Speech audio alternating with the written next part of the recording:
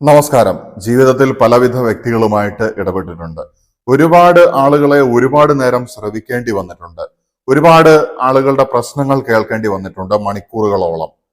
അപ്പൊ അങ്ങനെ ആയിരിക്കുന്ന ഒരു സാഹചര്യത്തിൽ ഈ ഒരു മനഃശാസ്ത്ര മേഖലയിലുള്ള വ്യക്തി എന്നുള്ള നിലയ്ക്ക് പോലും എന്റെ ജീവിതത്തിൽ ഏറ്റവും കൂടുതൽ ബുദ്ധിമുട്ടണ്ട അല്ലെങ്കിൽ സഹിക്കേണ്ടി വന്നിട്ടുള്ള ഒരു വിഭാഗം എന്ന് പറയുന്നത് പൊങ്ങച്ചക്കാരായിട്ടുള്ള മനുഷ്യരാണ്. പൊങ്ങച്ചം പറയുന്ന വ്യക്തികൾ. ചില ആളുകൾ യാതൊരു നാണവും ഇല്ലാതെ ഡയറക്റ്റ് ആയിട്ട് പൊങ്ങച്ചം പറയും.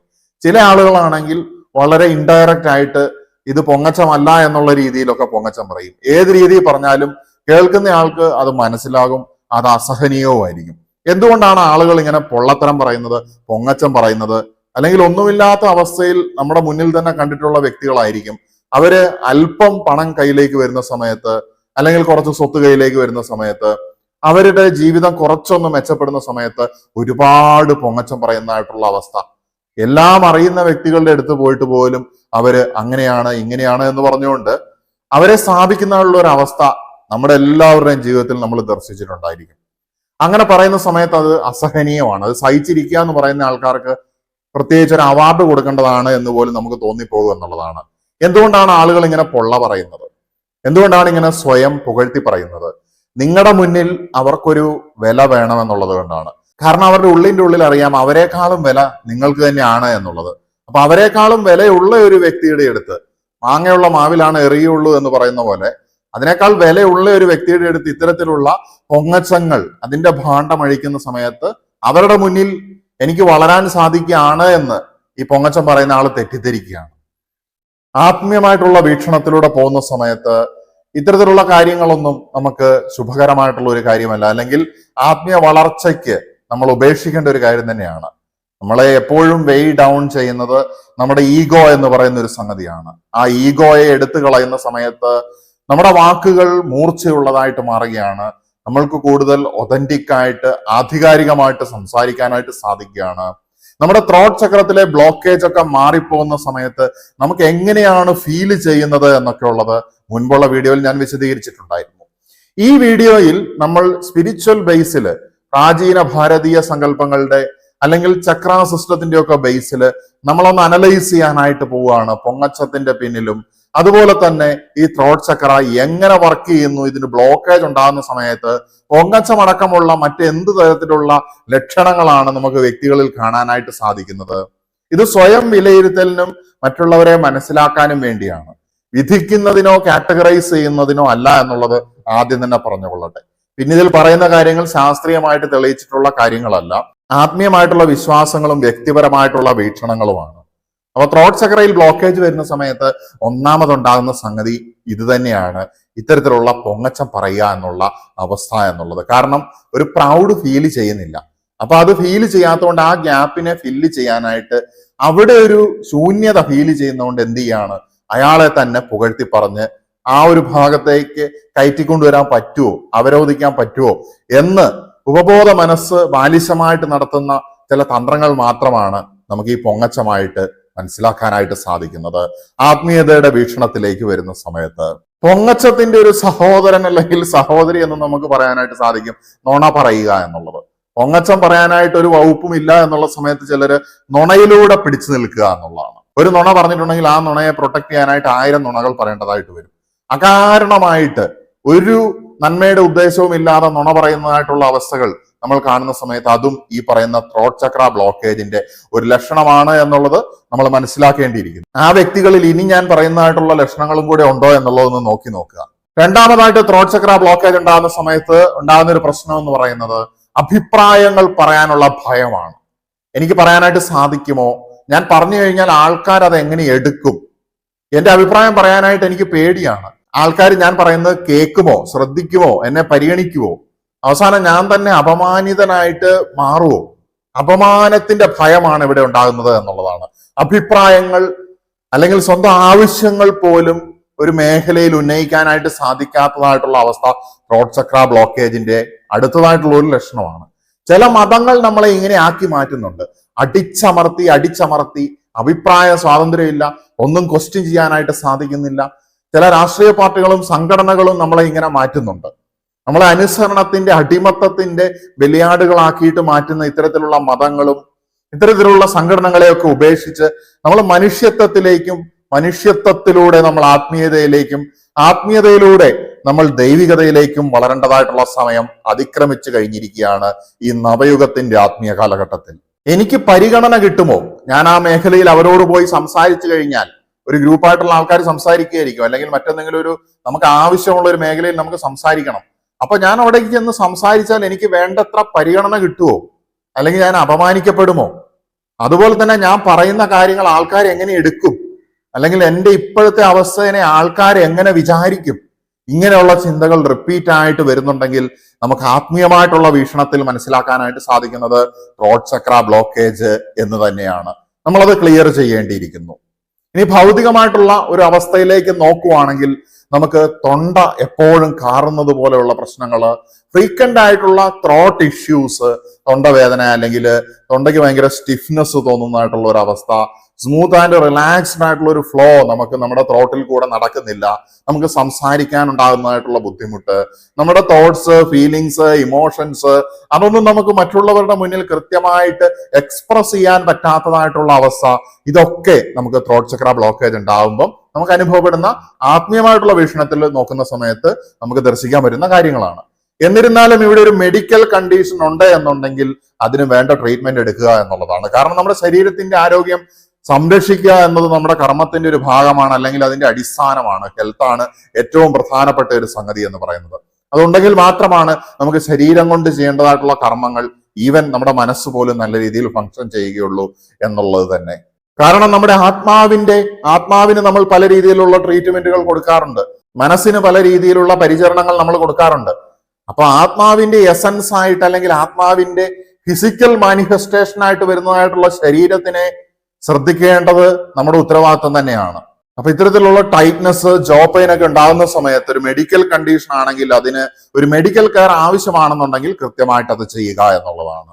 അടുത്തതായിട്ട് ത്രോട്ട് ചക്ര ബ്ലോക്കേജ് ഉണ്ടാകുന്ന ആളുകൾ തന്നെയാണ് അമിതമായിട്ട് സംസാരിക്കുന്നത്, ഒരു കാര്യവും ഇല്ലാതെ സംസാരിക്കുന്നത്, ഒരുപാട് ഒച്ചപ്പാടുകൾ ഉണ്ടാക്കുന്നത്, തന്റെ സ്ഥാനം കിട്ടാനായിട്ട് അല്ലെങ്കിൽ തന്റെ സ്ഥാനം സമർത്ഥിക്കാനായിട്ട്. ഇതൊക്കെ ഒരു ഇൻഫീരിയോറിറ്റിയുടെ അല്ലെങ്കിൽ ഒരു ഇൻസെക്യൂരിറ്റിയുടെ ഒക്കെ പുറത്തു വരുന്ന കാര്യങ്ങളാണ്. അമിതമായിട്ടുള്ള നിശബ്ദതയും ഇതിന്റെ നേരെ ഓപ്പോസിറ്റ് ആയിട്ടുള്ള കാര്യമാണ്. അമിതമായിട്ടുള്ള നിശബ്ദതയും തീർച്ചയായിട്ടും ഈ പറയുന്ന ത്രോട്ട് ചക്ര ബ്ലോക്കേജിന്റെ ഒരു ഭാഗമാകാനുള്ള സാധ്യതയുണ്ട്. അധികമായാൽ അമൃതും വിഷമെന്ന് പറയുന്നത് പോലെ അധികമായിട്ടുള്ള സംസാരവും അധികമായിട്ടുള്ള നിശബ്ദതയും രണ്ടും ഒരുപോലെ അപകടകാരികളായിട്ടുള്ള വിഷയങ്ങൾ തന്നെയാണ്. അടുത്തതായിട്ട് ബ്ലോക്കേജിന്റെ ഒരു ലക്ഷണം എന്ന് പറയുന്നത് സമൂഹത്തിനെ പ്രതിയുള്ള ആകുലതകൾ അല്ലെങ്കിൽ സോഷ്യൽ ആൻസൈറ്റി, അതുപോലെ തന്നെ മറ്റുള്ളവർ എന്നെ വിധിക്കുമോ എന്നുള്ള ഭയം, ജഡ്ജ്മെന്റിനെ കുറിച്ചിട്ടുള്ള ഭയം, ഇതൊക്കെയും ത്രോട്ട് ചക്ര ബ്ലോക്കേജിന്റെ മറ്റു ചില ലക്ഷണങ്ങളാണ്. അപ്പൊ ഇങ്ങനെ ഉണ്ടാകുന്ന സമയത്ത് നമുക്ക് തലയുയർത്തി നടക്കാനായിട്ട് സാധിക്കുന്നില്ല. ത്രോട്ട് ചക്രം നല്ല രീതിയിൽ ആക്റ്റീവായിട്ട് പ്രവർത്തിക്കുന്ന സമയത്ത് അതിന്റെ ഗുണങ്ങൾ എന്താണെന്നുള്ളത് ഞാൻ റിലേറ്റഡ് വീഡിയോയിൽ മുൻപ് പറഞ്ഞിട്ടുണ്ട്. നിങ്ങൾക്ക് നോക്കിക്കഴിഞ്ഞിട്ടുണ്ടെങ്കിൽ കേൾക്കാനായിട്ട് സാധിക്കും. ഇനി നമ്മൾ ഇതിന്റെ ഒരു പരിഹാരത്തിന്റെ സൈഡിലേക്കാണ് പോകുന്നത്. ഈ ഒരു പ്രശ്നം പരിഹരിക്കാനായിട്ട് നമുക്ക് സ്വയമായിട്ട് എന്തൊക്കെ ചെയ്യാനായിട്ട് സാധിക്കുമെന്നുള്ളത് നോക്കാം. ഒന്നാമതായിട്ടുള്ള കാര്യം എന്ന് പറയുന്നത് ആക്റ്റീവ് ലിസണിങ് തന്നെയാണ്. കാരണം നമുക്കൊരു കാര്യം പറയണമെങ്കിൽ ആദ്യം നമ്മൾ കേൾക്കണം. അപ്പോൾ വ്യക്തമായിട്ട് ലിസൺ ചെയ്യുക, അതിനുശേഷം സംസാരിക്കാനായിട്ട് ശ്രമിക്കുക എന്നുള്ളതാണ്. ആക്റ്റീവ് ലിസണിങ് എന്ന് പറയുന്ന സമയത്ത് നമ്മൾ അറ്റൻറ്റീവായിട്ട് ഒരാളെ കേൾക്കുകയാണ്, അല്ലെങ്കിൽ ഒരു ഗ്രൂപ്പിനെ കേൾക്കുകയാണ്. ഈവൻ വായന പോലും നമ്മുടെ ആത്മാവിന്റെ ഒരു ലിസണിങ് ആണ് എന്ന് നമുക്ക് പറയാനായിട്ട് സാധിക്കും. അങ്ങനെ നമ്മുടെ ഉള്ളിലേക്ക് ഒരുപാട് കാര്യങ്ങൾ എടുത്തിട്ടുണ്ടെങ്കിൽ മാത്രമാണ് നമുക്ക് പുറത്തേക്ക് കൊടുക്കാനായിട്ട് സാധിക്കുകയുള്ളൂ. നമ്മൾ എല്ലാ മതങ്ങളെക്കുറിച്ച് പഠിക്കണം, എല്ലാ തത്വശാസ്ത്രങ്ങളെക്കുറിച്ച് പഠിക്കണം, സയൻസ് എവിടെ എത്തി എന്നുള്ളത് നമുക്ക് അണ്ടർസ്റ്റാൻഡിങ് ഉണ്ടായിരിക്കണം. കാരണം നമ്മുടെ തന്നെ അജ്ഞതയെ മാറ്റുക എന്നുള്ളത് നമ്മുടെ റെസ്പോൺസിബിലിറ്റിയാണ്. ഇഗ്നറൻസ് അല്ലെങ്കിൽ അജ്ഞത വരുന്ന സമയത്താണ് അവിടെ ജ്ഞാനത്തിന്റെ അഭാവം എന്ന് നമുക്ക് പറയാനായിട്ട് സാധിക്കുന്നത്. ആ അജ്ഞതയുടെ മറവിനെ നീക്കി വെളിച്ചം കടന്നു വരുന്ന സമയത്താണ് നമ്മൾ ജ്ഞാനത്തിലേക്ക് വളരുന്നതും ഉയരുന്നതും എന്നുള്ളത് ഇവിടെ ഓർക്കേണ്ട ഒരു കാര്യം തന്നെയാണ്. സോ നമ്മൾ ആദ്യം നമ്മുടെ ഉള്ളിലേക്ക് പോകുന്നതൊന്നും നമ്മളെ മലിനമാക്കുന്നില്ല എന്നുള്ളത് മനസ്സിലാക്കേണ്ടിയിരിക്കുന്നു. നമ്മുടെ ഉള്ളിൽ നിന്ന് വരുന്നതാണ് മലിനമാക്കുന്നത് എന്നുള്ളതാണ്. ഭക്ഷണത്തിന്റെ കാര്യത്തിലല്ല ഇത് ഉദ്ദേശിക്കുന്നത്, ജ്ഞാനത്തിന്റെ അല്ലെങ്കിൽ അറിവിന്റെ കാര്യത്തിലാണ് ഇത് ഉദ്ദേശിക്കുന്നത്. അനുഭവങ്ങളിൽ നിന്ന് പഠിക്കുന്നതായിട്ടുള്ള പാഠങ്ങളുടെ കാര്യത്തിലാണ് ഇത് ഉദ്ദേശിക്കുന്നത്. അനുഭവത്തിൽ നിന്ന് കൃത്യമായിട്ട് പാഠം ഉൾക്കൊണ്ടവനെ സംബന്ധിച്ചിടത്തോളം അവന്റെ ഉള്ളിൽ നിന്ന് വിഷം വരികയില്ല എന്നുള്ളതാണ്. ആക്റ്റീവ് ലിസണിങ്ങിൽ നമ്മൾ നമ്മുടെ മുന്നിലിരിക്കുന്ന അയാളെ പരിഗണിച്ചുകൊണ്ട് തന്നെയാണ് കേൾക്കുന്നത്, അയാളെ സംസാരിക്കാൻ അനുവദിക്കുകയാണ്. നമ്മൾ നമ്മുടെ ടേൺ വരാനായിട്ട് കാത്തിരിക്കുകയല്ല. അയാൾ പറയുന്ന മുഴുവൻ കേൾക്കുകയാണ്, അയാളോട് റെസ്പോണ്ട് ചെയ്യുന്നുണ്ട്. നമ്മൾ മൂളലുകളിൽ കൂടെയും അല്ലെങ്കിൽ തല കുലുക്കുന്നതിലൂടെയും നമ്മുടെ ബോഡി ലാംഗ്വേജിലൂടെയും നമ്മൾ അറ്റൻറ്റീവായിട്ട് ആക്റ്റീവായിട്ട് അയാളെ ലിസൺ ചെയ്യുകയാണ് എന്നുള്ള ഒരു ഫീലിംഗും കൂടെ കൊണ്ടുവരുന്ന സമയത്താണ് ലിസണിങ് അർത്ഥവത്തായിട്ട് മാറുന്നത്. കാരണം വെറുതെ ഇരുന്ന് കേൾക്കുകയല്ല, കേൾക്കുക എന്ന് പറയുന്നതിലും ഒരു കലയുണ്ട്, അതിലൊരു ആർട്ട് ആൻഡ് സയൻസ് ഉണ്ട് എന്ന് തന്നെ നമുക്ക് പറയാനായിട്ട് സാധിക്കും. മനഃശാസ്ത്ര മേഖലയിലൊക്കെ പഠിക്കുന്ന ആളുകൾക്കറിയാം എന്താണ് ഈ ആക്റ്റീവ് ലിസണിങ്ങിന്റെയും എംപതറ്റിക്കൽ ആയിട്ടുള്ള ലിസണിങ്ങിന്റെയും ഒക്കെ പ്രാധാന്യം എന്ന് പറയുന്നത്. അവിടെ പാരഫ്രൈസിംഗ് ഉണ്ട്, സമ്മറൈസിംഗ് ഉണ്ട്. അവർ പറയുന്ന കാര്യങ്ങൾ ചിലപ്പോൾ നമ്മളൊന്ന് സമ്മറൈസ് ചെയ്ത് കൊടുക്കേണ്ടി വരും. അവർ പറയുന്ന കാര്യങ്ങൾ നമ്മൾ ചിലപ്പോൾ ഒന്നൊരു പ്രോബിംഗ് ക്വസ്റ്റ്യൻ ഇട്ട് കൊടുക്കേണ്ടതായിട്ട് വരും. അത് ട്രാക്ക് മാറി പോകുന്നുണ്ടെങ്കിൽ വീണ്ടും ഒന്ന് ഡയറക്റ്റ് ചെയ്ത് കൊടുക്കേണ്ടതായിട്ടുണ്ടായിരിക്കും. അങ്ങനെയൊക്കെ മനഃശാസ്ത്ര മേഖലയിൽ നമ്മൾ കാണുന്ന കാര്യങ്ങളാണ്, കൗൺസിലിങ്ങിലും അത്തരത്തിലുള്ള പ്രാക്ടീസസിലൊക്കെ. അതുപോലെ തന്നെ മൈൻഡ്ഫുൾ കമ്മ്യൂണിക്കേഷൻ. നമ്മൾ മൈൻഡ്ഫുൾ കമ്മ്യൂണിക്കേഷൻ നമുക്ക് അതിനൊത്ത ഒരു പാർട്ട്ണർ കമ്മ്യൂണിക്കേറ്റ് ചെയ്യാനായിട്ടുണ്ടെങ്കിലേ അത് സാധ്യമാവുള്ളൂ. നമ്മളെ വിളിക്കുകയും സംസാരിക്കുകയും ചെയ്യുന്ന ആള് പൊങ്ങച്ചം പറയുന്നു, അല്ലെങ്കിൽ അവന്റെ കഷ്ടതകൾ മാത്രം പറഞ്ഞുകൊണ്ടിരിക്കുന്നു, നമുക്ക് അങ്ങോട്ടും ഇങ്ങോട്ടും മ്യൂച്വലി സംസാരിക്കാൻ കഴിയുന്നില്ലെങ്കിൽ അവിടെ ഒരു മൈൻഡ്ഫുൾ കമ്മ്യൂണിക്കേഷൻ കുറച്ച് ബുദ്ധിമുട്ടാണ്. നമ്മളവിടെ ചിലപ്പോൾ ഒരു ലിസണറുടെ റോള് എടുക്കേണ്ടതായിട്ട് വരും.